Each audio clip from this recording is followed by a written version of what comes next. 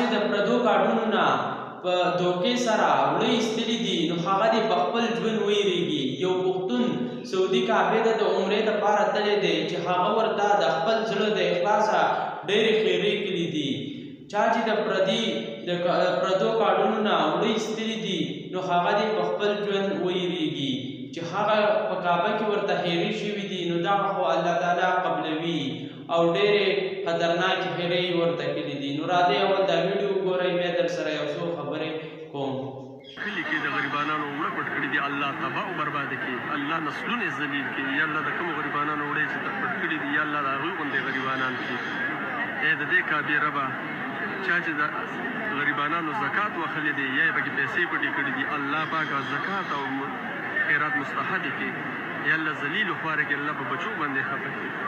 یا الله چا چې د حکومت پیسې بې ځایه لګولي دي الله خپل پټو دپاره یې لګولي، خپل مینې پې کړي، رشته داري پې کړي دي. یا الله د مشرف غونډه کې ذلیل او رسوا کړي، د هغې نه ورله سخته سزا ورکړي الله. یا الله یا الله یا الله چا چې د غریبانانو حق والي الله ذلیل رسوا یې کړي. یا الله لس کاله وشو ستا به دې کور کې مې چاته بددعا نه ده کړې، نن یې کومه. الله ذلیل و خواره کړي، الله په بچو یې خفه کړي، الله په ښځه یې خفه کړي، الله په مال یې خفه کړي. یا الله خپې او لاس والا مات کړي، د خپلې کعبې د برکت والا خپې لاس مات کړي.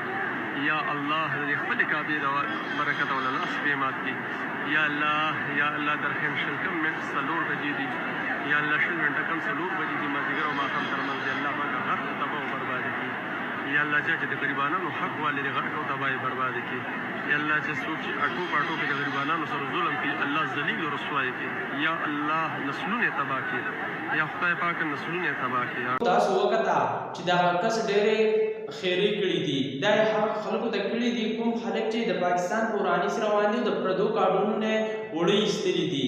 نو دا ویډیو مخکې ضرور شیر کړئ ځکه چې هغه خلکو ته ورورسي کوم خلکو چې د پردو کارډونو نه وړه ایستلي دي چې زړه ته څه خفګان راشي، ویریږي، په خپل ایمان ویریږي چې دا د غریبانانو نه وړه وباسي.